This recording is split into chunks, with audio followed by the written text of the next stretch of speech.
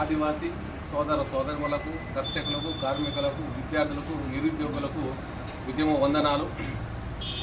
ఆదివాసీల సంఘాల ఆధ్వర్యంలో రేపు నవంబర్ 3వ తారీఖున లంబాడీలను ఎస్టీ జాబితా నుండి తొలగించాలని చెప్పేసి ధర్నా కార్యక్రమం చేపట్టడం జరిగింది.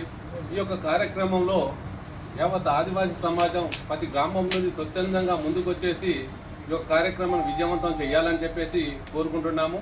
అలాగే ఎన్నో సంవత్సరాల నుండి ఆదివాసీలకు చెందవలసిన రిజర్వేషను లంబాడా బంజారా కమ్యూనిటీ దోసుకుంటున్నారు.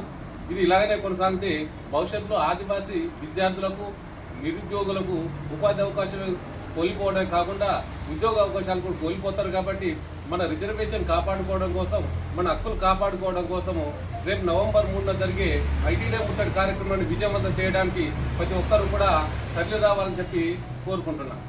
జై ఆదివాసీ.